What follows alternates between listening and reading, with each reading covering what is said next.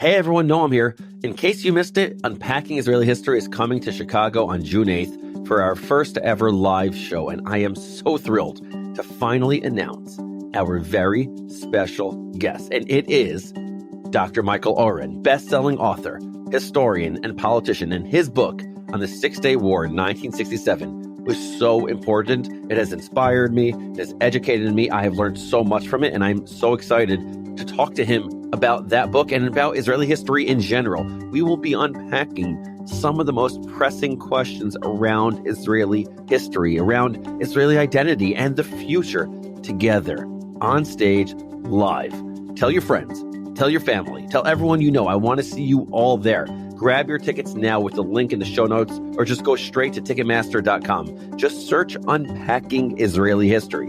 And if you use the discount code UIHCHI, you can get 20% off your tickets. I'll say it one more time. Use the coupon code UIHCHI.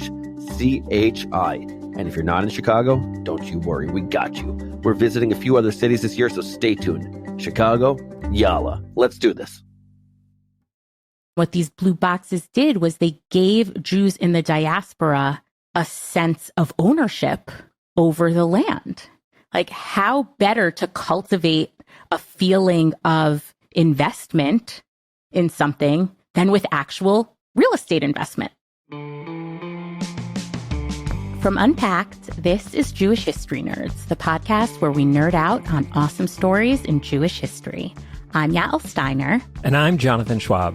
And for the last time this season, we're going to be talking about an object or a symbol. Your last story to tell me, Yael, what a fun adventure this has been. I have to say, I wasn't sure how this season was going to go with each individual episode focusing on an object, but I'm very happy with what we've done. And I learned a lot, and hopefully you did too, and hopefully our listeners did too. And there is a survey coming out, so definitely keep an eye out or keep an ear out for a link to a survey to tell us more about yourselves, what you like about the show, what you're looking for. And don't be afraid to tell us what didn't work for you. And yes, season 5 is forthcoming, hopefully sooner rather than later. So please keep an eye out for that as well. But before we get to season 5, tell me what we're talking about to cap off this season-long discussion on objects and symbols. We are going to be talking about something that's known as the blue box. And I have a lot of nostalgia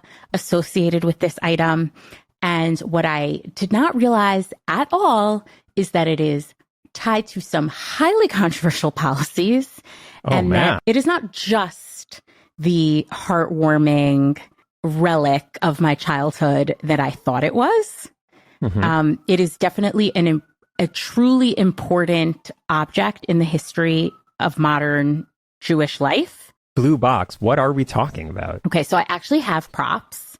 And for those of you who are able to catch this on video, the blue box is a colloquial way of referring to the official collection box. Pushka is the word that we use in Yiddish, or tzedakah box. Tzedakah is the Hebrew word for charity of the Jewish National Fund, which is more commonly known as JNF, or the Keren Kayemet LeYisrael, KKL. Does that mean anything to you? Yes, the JNF, KKL. I want to say broadly, right, there are a lot of projects in Israel, but my general assumption is trees in Israel. Yes. And I don't know if this is a deep cut reference, but there's an old Israeli movie called Salah Shabbati. Yes. Watched it in 10th grade, obviously. Nice. So there's a scene in that movie where he's a new immigrant to Israel from, I believe, a Middle Eastern or North African country. And sort of like it's a fish out of water story as he adjusts to Israel. But there's a scene where he's working on some place with trees, and these, I think, American donors like come in on a bus, and there's a plaque showing like, oh, these are the trees you donated. And then they leave on a bus, and he digs up the plaque and puts in a new plaque for like the next group of things. And that scene stays with me for so long. I've thought about it because it's so funny. I'm just like, is that what's going on when American Jews give money to Israel? As with most things, there's a small kernel of truth. Before I get into my whole spiel, do you want to explain why you associate the JNF with trees? I feel like there's a tree in their logo. Is that correct? They have several emblems and several logos. But what they are known for among diaspora Jews is raising money for the planting of trees in Israel, the afforestation of Israel. As opposed to deforestation. Exactly. Afforestation. Put it on the word list. They have planted more than 240 million trees. Oh, wow.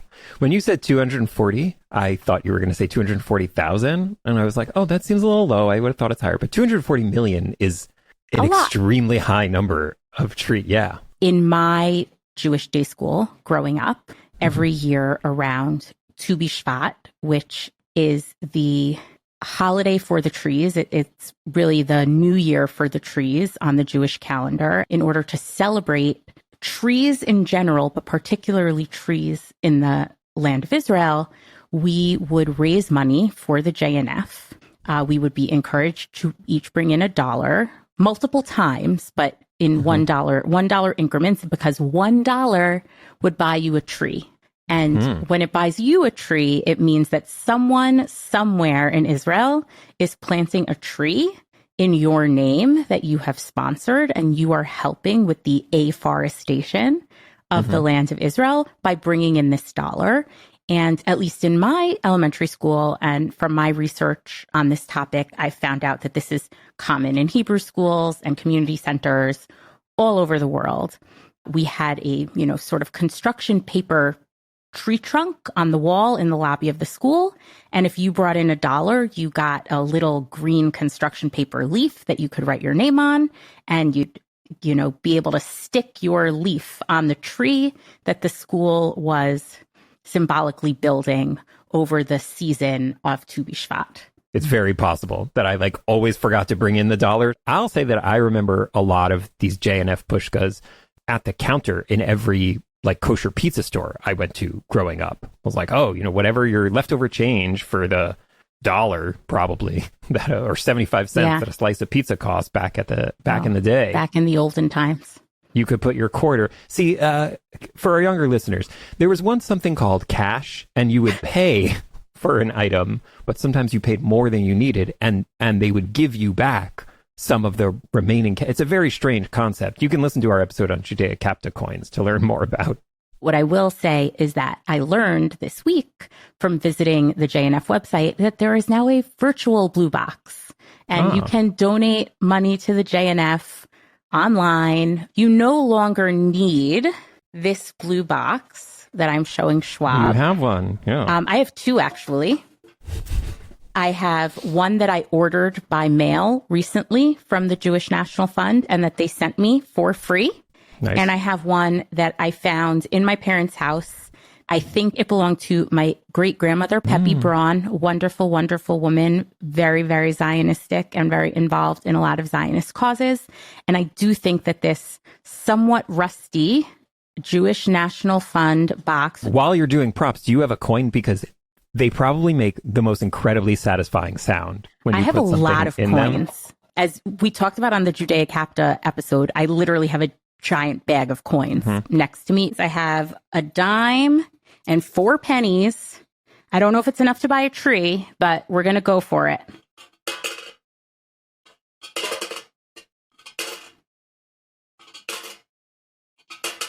Ta-da! Nice.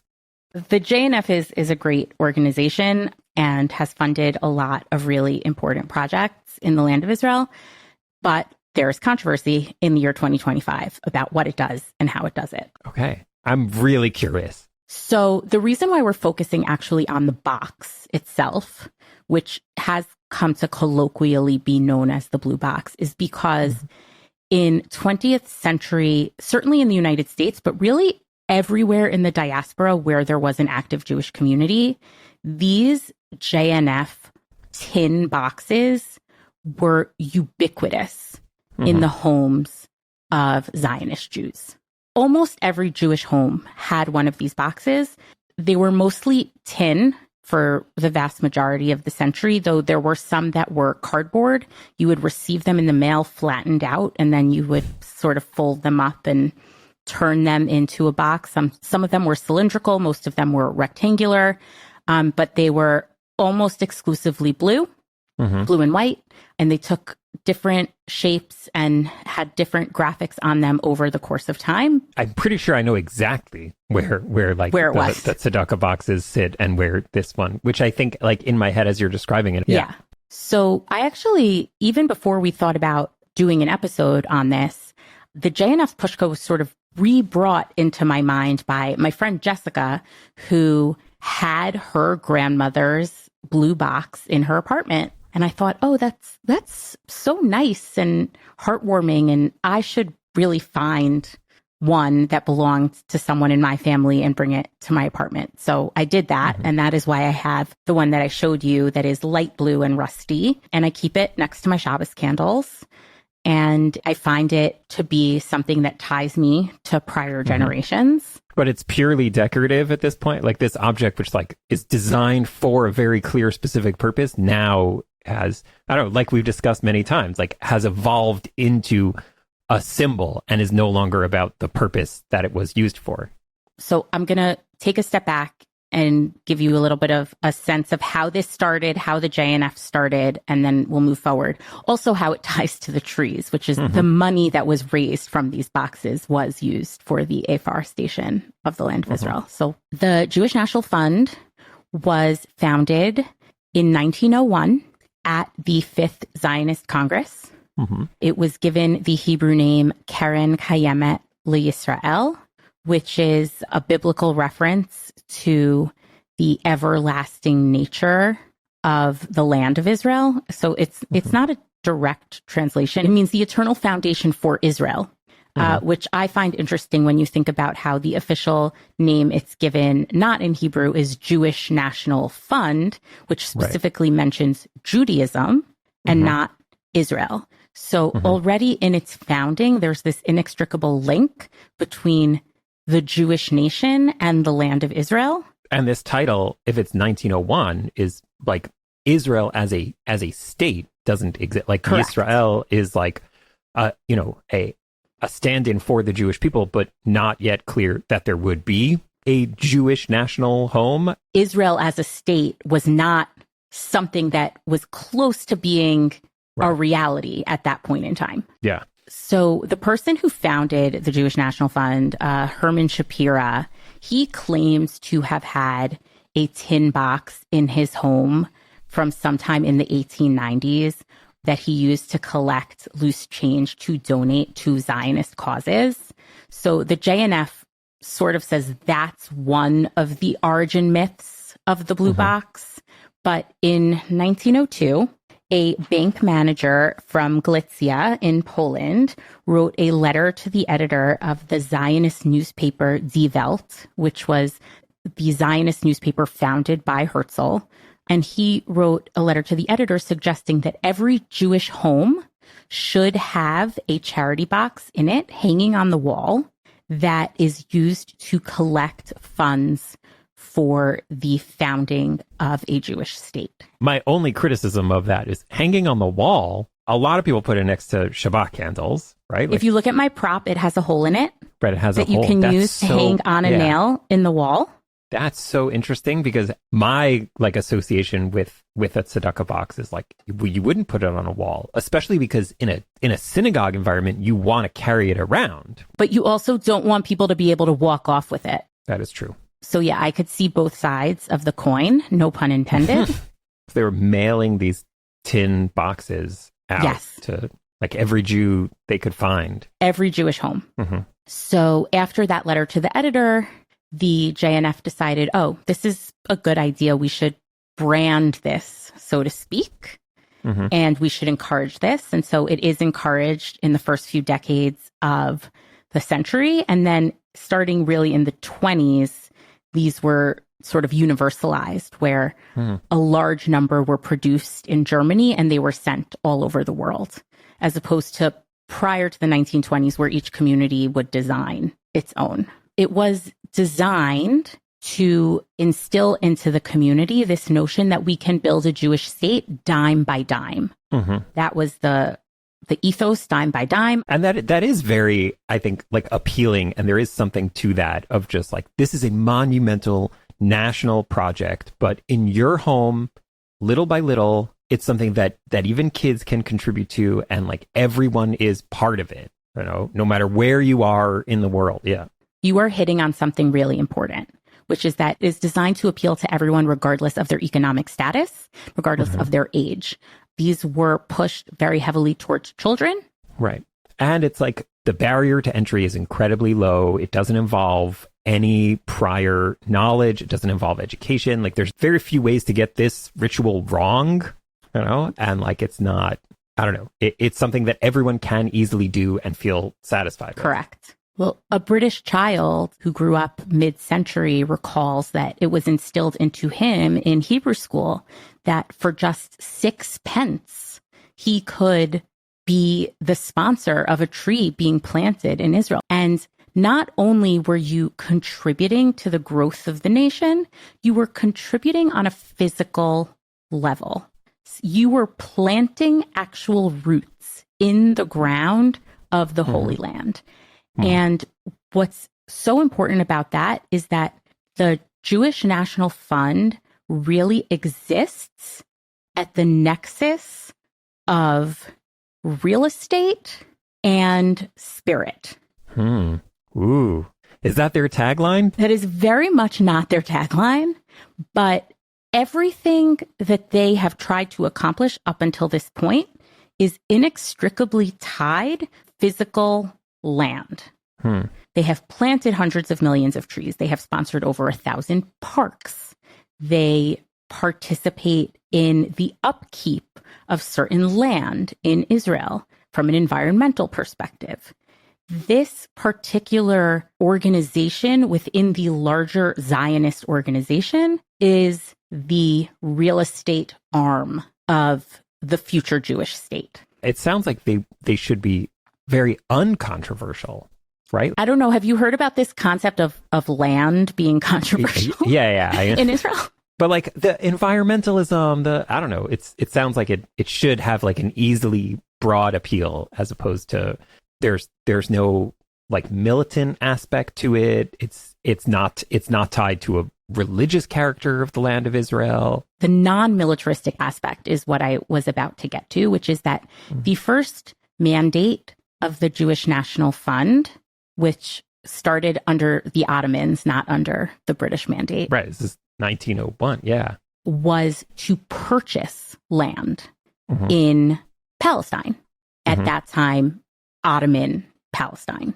And what they were trying to do by purchasing land was actually nation build, acre or dunam at a time. The money that was raised for JNF, whether it was by representatives of the Zionist organization going out into the world and asking people for money, or it was poor families or rich families, adults or children putting money into these pushkas and then actually going through the steps of returning that money to the Jewish National Fund, that money was being used to buy real estate in the Holy Land. And the goal of the Jewish National Fund was to have this real estate be, quote unquote, nationally owned or community owned. What the Zionist organization was doing was it was kind of creating a government in exile, a nation, a national infrastructure in exile that they could then import to the land once they owned it. You know, in additional to the Jewish National Fund, there was the founding of the Jewish Agency, which and the Keren HaYesod, which was the foundational foundation. Literally, yeah. That was in charge of immigration. And with each additional year that the Zionist Congress took place, more and more organizations were being founded to create an infrastructure. And what was happening was nation building. And the JNF is nation building through land acquisition and land cultivation. And like you said before, it's so not... the land that they're buying is owned. I mean, I'm curious from whom they're purchasing the land, right? Like individual owners they're purchasing the land from, but then it's owned by this nonprofit foundation. Right. That's their goal, because the more of it that's owned by this foundation, the more the power the foundation has. But their goal is for there to be Jewish land ownership in Palestine.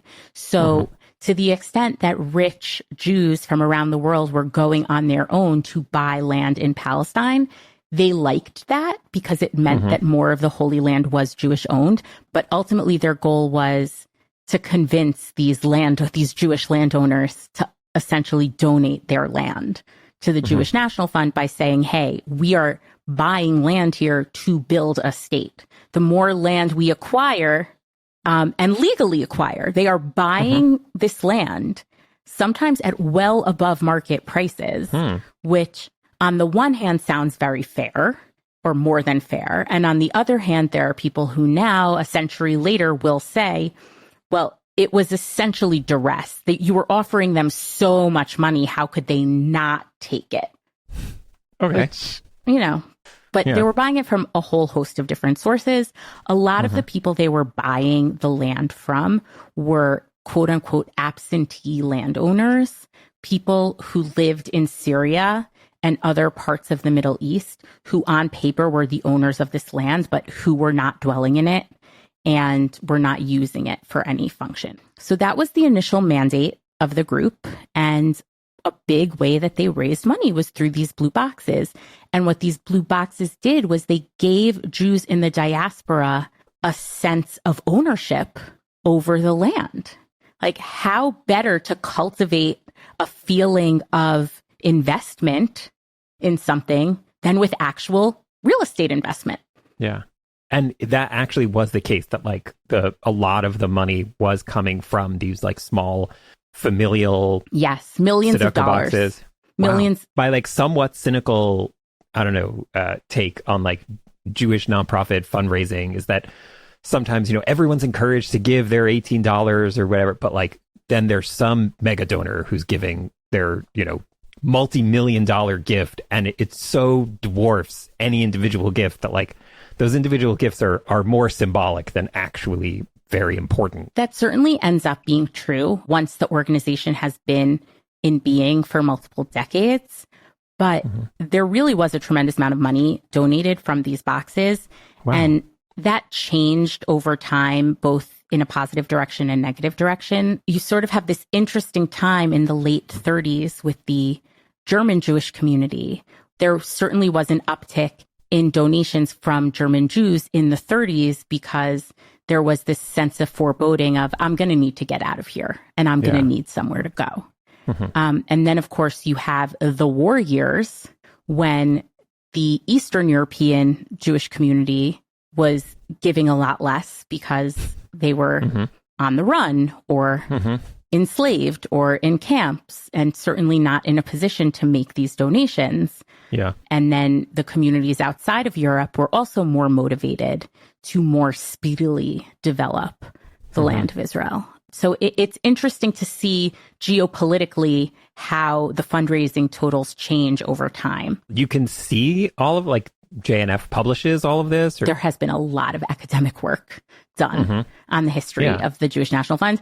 And that's actually where I was about to turn, which is to what is considered very heavily the propaganda element and how it was meant to draw in the Jews very simply, right, by donating that 6 pence, but also instilling certain ideas in them through that charitable giving. And most of that quote unquote propaganda is achieved and disseminated through maps. I don't know if you've thought about maps as propaganda tools in the past. I don't know if you are I don't know if we've ever discussed this. Are you a West Wing watcher? I've been okay. I'm so excited now. I've been rewatching, but I just recently watched the episode that I assume you're talking about, which is when cartographers for social justice come in. Social equality. Social equality. Thank you. Oh, man. They come in and they present how the Mercator projection that we commonly use does not have fidelity of axis and fidelity of size, and also just privileges certain things over other things. Fosters top and bottom. Oh, man. You really, your West Wing. So for those of you who aren't reading our minds, basically what happens is there is an episode of The West Wing where members of the administration are encouraged to meet with smaller groups who otherwise might have trouble getting the ear of the White House. And one of the groups that two of the officials meet with is called Cartographers for Social Equality. And they are advocating that the White House lobby for a change to the maps that are used presumably in public schools or just in general, from this map called the Mercator map to the Phillips projection map, some other projection map that apparently is more accurate and reflects how big Africa actually is, as opposed to the Mercator map, which privileges the Northern Hemisphere over the Southern Hemisphere. And basically, they're trying to say, like, we should flip the map upside down. It wouldn't make a difference. Also, like the position of the Earth, right? Like, that's not, there is no up or down in space. The way a globe works. Yeah, it's crazy. So I'm glad you knew exactly what I was talking about with my West Wing reference, but there is actually another West Wing reference that I'm going to bring in right now, which is Charlie, the president's aide, goes to a flea market and he buys the president a 17th century map of the Holy Land. And it's not labeled Israel, so the president can't display it. A controversy ensues in the West Wing as to whether or not the president could put it up in the office, which is what he wanted to do, because it doesn't recognize Israel. Well, of course it doesn't recognize Israel. Israel did not exist in the 17th century. And the president goes on to say about how could that possibly be offensive? You know, my chief of staff, Leo, has a map of the 13 colonies before the United States existed, and I'm not offended. I'm the president of the United States. And I'm not offended, but obviously it's going to show you the sometimes ridiculous nature of our present political arguments. Which I think, I mean, it's still the question of map and like propaganda, or if propaganda is to cut maps and the stories they tell, I think that does come up a lot in 2025. Absolutely. With like maps of Israel and how are Gaza and the West Bank shown? Are they part of Israel? Are they shaded in different colors? There's dotted lines, there's straight lines. Like, so the Zionist organization, which included the Jewish Agency and the Jewish National Fund, among other things, also the Haganah, which was, you know, the pre-state quote unquote defense organization. But the Jewish Agency ran education in Palestine for the Jewish population of Palestine in the 30s. And the JNF was in charge of obtaining maps. And they obtained maps for two purposes. They had what they called scientific maps and symbolic maps. The scientific maps that they used needed to be geographically accurate because they were using them for political discussions. They were using them for negotiations with the British and with other countries to say, hey, we want a state, we want an autonomous state, let's draw it out. For that conversation to work, you need a scientifically accurate map. So that is one type of map that the JNF needed to obtain and was in good position to obtain because they were, quote unquote, the stewards of the land and were supposed to know more about the topography and, you know, features of the land than other groups within the Zionist organization. And they also had what they called symbolic maps. And these symbolic maps were drawn for a whole host of reasons. Some of them were to educate children about the state that we're trying to build. And they, you know, the JNF wanted to use symbolic maps in the schools. And there was someone within the organization who was like, we can't do that. We're trying to educate real people with real facts, and we should really use our scientific maps in the schools. But one thing that the symbolic maps were used for is fundraising. And, you know, they went out in published materials, and they also, starting in the 1930s, began to be featured on the blue boxes. Again, I'm showing you the map on this one, and you can see actually the map on the new one as well. And they are different. The map changed significantly over time. Before the map went on the boxes mostly had Jewish stars on them. So take us back to the first episode. Jewish star. I think we've mentioned it in every episode. It was such a great way to start off, and I think we've mentioned it in every episode. What's really nice is that this one has a Jewish star on it, and it says the word Zion or Zion inside the Jewish star. And this one also has the seal of the state of Israel on it with the menorah that we talked about in our menorah episode. So we're getting a lot of leverage. It's all coming together, yeah. So in the 30s, they start putting the map on the box. And the reason why they do that is because they want to instill this notion that we are building a land. We are nation building on a physical piece of land. And that's why you should give us money to plant trees. Because, that's what this land, we are physically on the ground. And there was very much a cultural push for this land of Israel to be agricultural. Let's take a quick break. And when we come back, I'll share a little bit more about the symbolic meaning of the maps and the other design elements of the blue box. Are you a curious person? Yeah, same here. That's why I love The Portion, a newsletter from our Judaism Unpacked team. It's wicked smart, as the Bostonians say, and it's super relevant. It makes Jewish ideas feel approachable, meaningful, and genuinely relevant for one's everyday life. Whether you've been studying for years or are just starting to ask questions, The Portion is your weekly source of fresh insights to inspire your journey. Follow at Judaism Unpacked on Instagram, and join me and so many others by signing up at unpacked.media/Judaism to get The Portion in your inbox. That's unpacked.media/Judaism. Yalla. Let's do this.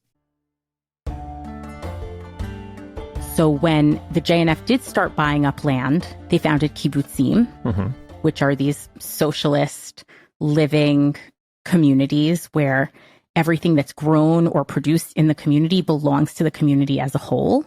Most kibbutzim in Israel now are capitalist, but kibbutz life and the ideal of communal ownership was a huge thing in Zionist circles at that time.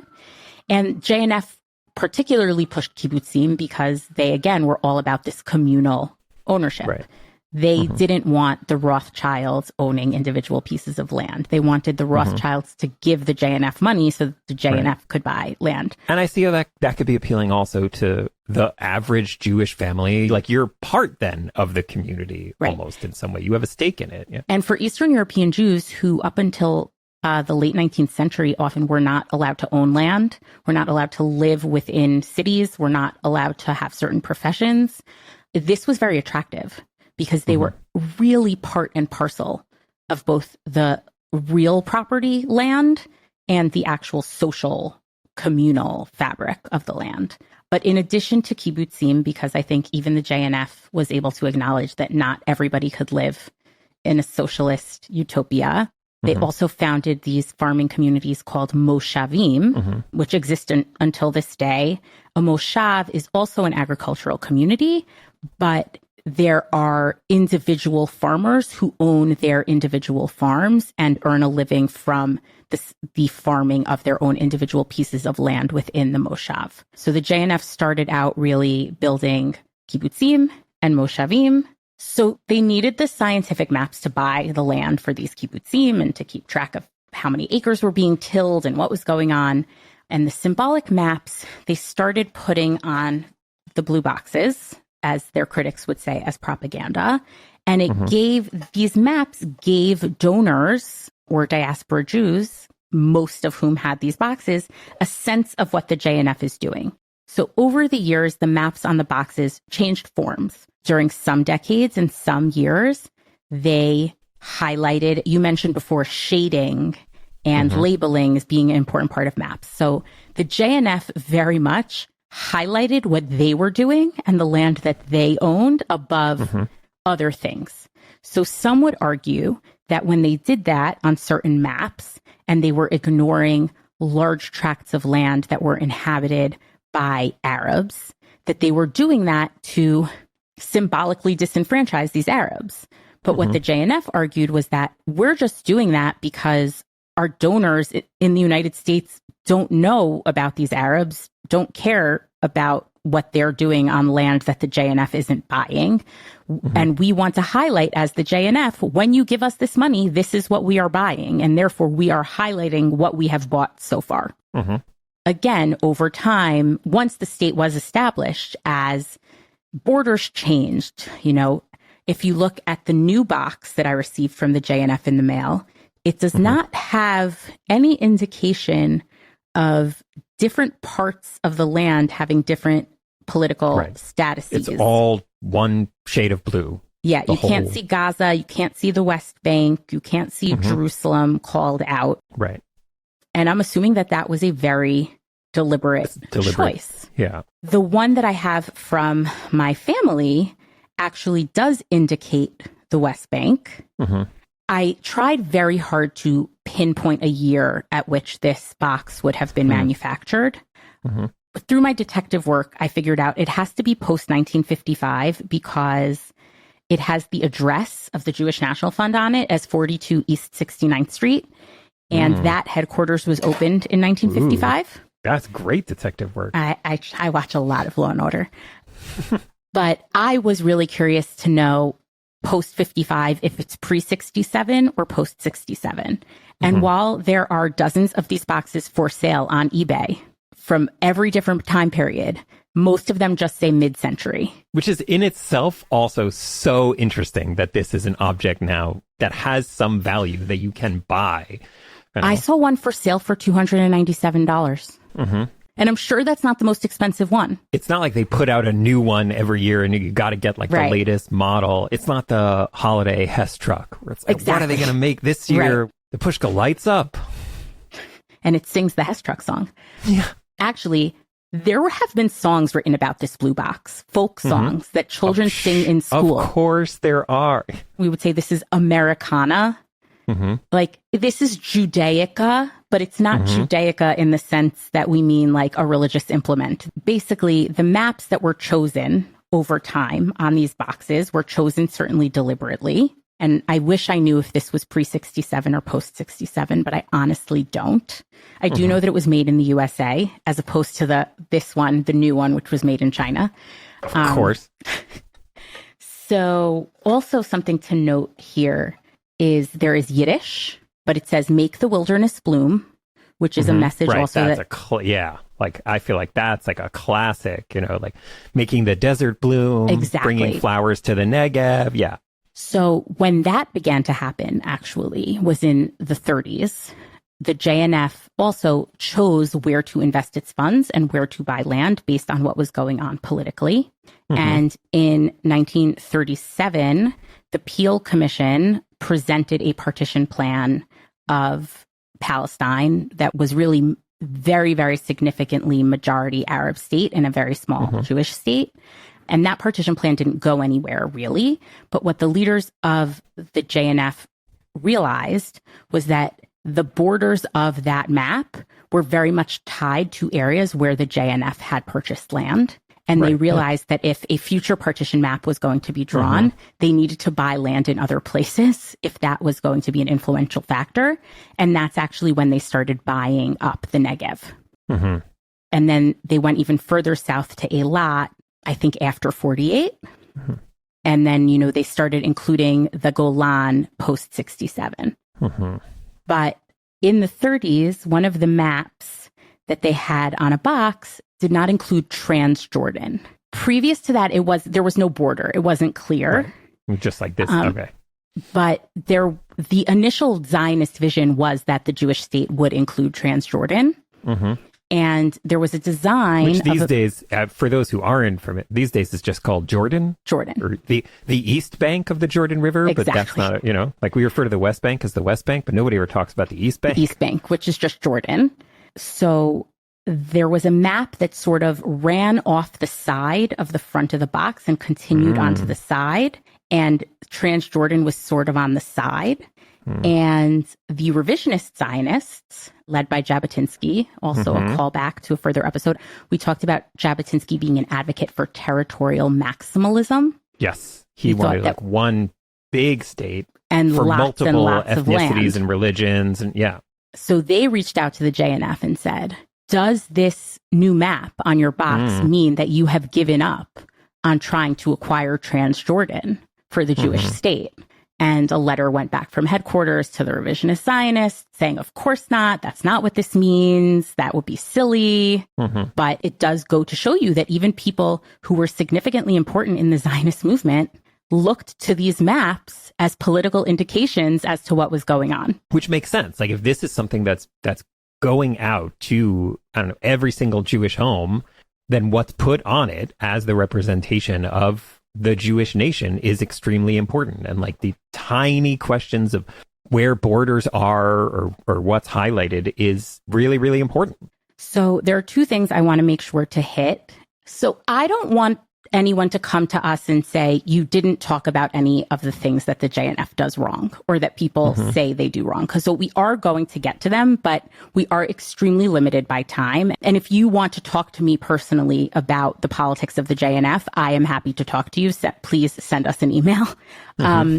But before we talk about the trees, I want to talk about Tu Bishvat, and that will lead us to the trees. So Tu Bishvat, as I mentioned earlier, is the Jewish New Year for the trees. It's mentioned in the Talmud. But prior to the 1920s, it was fairly obscure and fairly non-observed. It was actually the teachers branch of the JNF that decided we were going to make Tu Bishvat a thing, and we were going to make it a thing for children. Because if we get children excited about trees and about trees in Israel, they and their parents will give us money. So they made it a holiday. It actually became a national holiday in the British Mandate in the 1930s. That's how much influence the JNF had. Really, a lot of that influence ended in 1936 when the Arab Revolt started. There was a major Arab Revolt from 1936 to 1939. And at that time, the Jewish Agency and the JNF lost a lot of their influence because I think the British were very apprehensive to do anything that would further agitate the Arab population. And then you went straight into World War II.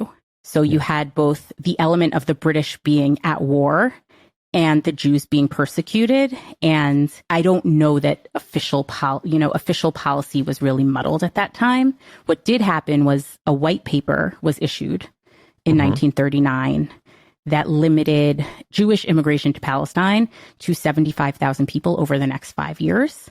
And we look back now historically knowing that that limitation on immigration cost hundreds of thousands, if not millions of lives. And that when that 5-year period ended, immigration was going to be the domain of the Arabs, and they were going to be able to tell the Jews how many Jews could come in to Palestine. So white paper, highly problematic, came about at a point when the JNF's and the Jewish Agency's influence was pretty low. So they invent Tu Bishvat. Tu Bishvat became a national holiday. The teachers branch made it a huge thing. Again, branch, no pun intended. Oh, nice. The Knesset, the parliament of the state of Israel, opened officially on Tu Bishvat, 1949. That was a deliberate choice. And it opened with a tree planting ceremony with children. And this was to continue to get the children to give their spare change to the blue box and to basically say a child's dime, a child's penny is as important a foothold, both economically and politically, into the new state of Israel as anything else. So yeah, I just wanted to highlight that the JNF made Tu Bishvat a thing. Right. You know? It's interesting. I feel like I don't know, on some level sort of knew that. It's clear, like whatever relevance this has to the agricultural calendar, it's for species that are native to Israel. And then just because you asked, and then they, as part of nationalizing Tu Bishvat as a holiday, they got someone to write the Tu Bishvat song that many children know, but not Hashkedi Aporachat, right? But like exactly. Yeah, right, exactly. And like the average, 10-year-old Jewish child who knows that song doesn't know what any of it means, by the way. Shkedia or Parachat. Maybe they know the word Shemesh. It means that the almond trees bloom. I know that. But this is for the nation. This is for Nerd Nation. Yeah, right. But then the chorus, Tu Bishvat Higia Chag HaIlanot. Is it Chag LaIlanot? Ooh.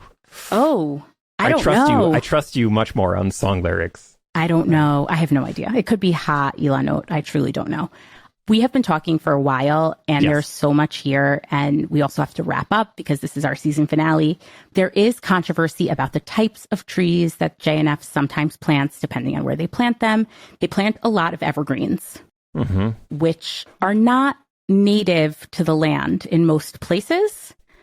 Sometimes they have planted evergreens to supplant olive trees that maybe belonged to people who sold the land allegedly under duress. And there are also those who argue that The JNF chooses where to plant its forests in order to create de facto borders, in order to make contiguous land areas hard to achieve for non-Jewish landowners. There is a major controversy, and this is the hot topic of the JNF, which is that the JNF has a mandate to only lease land, because the JNF doesn't sell land. It leases its land in 49-year cycles, based on the biblical Shemitah and Yovel cycle, 49 years of Jubilee. The JNF can only lease land to Jews. And that is a problem. And is the JNF still like a huge landowner? Okay. JNF, I think, owns 13% of the current state of Israel, which is mostly forest and some parks. I do believe at one point in time in the pre-state era, the JNF owned 51% of all Jewish-owned lands in Palestine. But right now, the JNF owns 13% of the state, and they don't lease that land to people who aren't Jewish. And under Israeli law, Israel has a complicated constitutional regime, but under Israeli law, that is illegal. And that has been brought to the Supreme Court of Israel, and the Supreme Court basically ruled against the JNF. And they said, you cannot discriminate against people who aren't Jewish in your business transactions, especially because, and I didn't read the Supreme Court decision, but the JNF is a quasi-governmental organization, which makes this all... That predated the government. Exactly. So they're not the government. I could see that, I don't know, people from the JNF being like, look, we came before you. We helped make you. You don't tell us what to do. Right. They're not the government, but they are not the private sector either at all. So they were told that they have to lease land to non-Jews. And in order to achieve this equality while simultaneously not diminishing the stature, power, or market share of the JNF, every time JNF land is leased to someone who is not Jewish, the state of Israel gives the JNF an equivalent amount of state-owned land. Wow. So that the JNF maintains its 13% ownership share of state land. Wow. Which is, I think that brief story is testament to the level of power and influence they have, that like the state of Israel the government is making this deal with them. Is making the deal with them, but at the same time honoring its legal obligations of not discriminating. Yeah. It goes to the nature of what is complicated about the state of Israel. And we're not going to solve that today. Yeah. Maybe in season 5. There is an entire podcast that's devoted to Israel in the same organization that we're a part of. Unpacking Israeli History. Unpacking Israeli History. And you just said there's a lot to unpack here. You used those words. Unfortunately, because we are not going to get to the bottom of all of this, other than to say there have been protests against the JNF all over the world, in Canada significantly. There have been audits to check as to where a lot of the donation money is going. Some of it has allegedly been misappropriated at times. There have been articles written called The Bloated Blue Box, things like that. But I don't want anyone to think that this is an organization above reproach. That being said, it is really interesting to me how much a physical object can represent in its small, very few inches of dimension, but it brings along with it a lot of baggage. Yeah. Environmental baggage, political baggage, ethno-national baggage. Yeah. If there's a unifying theme we've come to this season talking about objects and symbols, it's all of the complicated ways that they reflect and affect Jewish identity. You know, and this is another fantastic example of it, of just here is something that is in so many Jewish homes and tells such a story about Jewish identity. And it's so interesting. And thank you for bringing this, because like the multiple versions of it, you can then see like, a changing story of what Jewish identity is and what its purpose is. And I didn't even show you this I can't see it so clearly. Very, very buff Jewish agricultural worker on the other side of the new box, because of this image of the new Jew. Yes, that's like such an important cultural symbol, right? Of just like coming out of the Holocaust, refashioning what do Jews look like, and the image of like a muscular kibbutz farming worker, you know, who is like through the sweat of their brow making the land produce, like, is a very, very prominent image. I'm really glad I got a chance to look into this particular artifact because, as I mentioned before, it is nostalgic for me, but also because I think it has a unique power in that, unlike many of the other things that we talked about this season, it is just a household object. Yeah. It's just a basic household object that was not created to be a symbol. It was just meant to be utilitarian. And we got this unique artifact that has taken on a clear life of its own. Yeah. And I think that's what we've learned this season. And I think I want to say that I think this podcast has taken on a life of its own. Yes. I have loved every minute of it. I'm really excited to get into season 5. We want to hear from you, the stories that you want to hear. We want to hear what you've liked, what you haven't liked. We want you to come back. And share the show with all your friends, because they'll enjoy it too. Be an influencer. Schwab, do you have anything to add? No, I just want to say, like, I again, this season has been amazing. I find that I learn a lot. I love learning about these things, learning it with you, hearing from you. I'm excited when I have a story to tell to you, but like really, really love when we hear from listeners that they're excited, that they have things to say. Just yesterday, we got feedback where someone took a point that we had sort of dangled in our previous episode, and he answered a question that we had, and I love that. So it's amazing. Cool. So we love that. I also want to thank, in addition to thanking all of you listeners, whether you write into us or not, it's so great to have you. And we love having you here. Yeah. I also do want to think we work with, other than the two of us, an amazing group of people. Dr. Henry Abramson, who's our education lead, who's fantastic. Amazing. And also Schwab's life role model. Oh my gosh. Not that he's not mine also, but. And also Rivki Stern, who's started this and has been our producer for a number of seasons, and Jenny Falcon, who joined the team as our producer this season and has been amazing to work with. She came in, shook things up, and has made them even better. Yeah. And Rob, our editor, Rob. Yes. Yeah. We love you, Rob. And to close, it's some of our youngest and most devoted listeners. Jewish History Nerds is a production of Unpacked, an OpenDor Media brand. Subscribe wherever you're listening to this podcast and follow Unpacked on all the regular social media channels. Just search for @Unpacked Media. And if you're enjoying nerding out with us, please share this and other episodes with your friends and family. And most of all, be in touch with us by writing to us at nerds@unpacked.media. That's nerds@unpacked.media. Jewish History Nerds is produced by Jenny Falcon and Rivki Stern. Dr. Henry Abramson is our education lead. It's edited by Rob Pera. I'm Yael Steiner. And I'm Jonathan Schwab. Thanks for listening.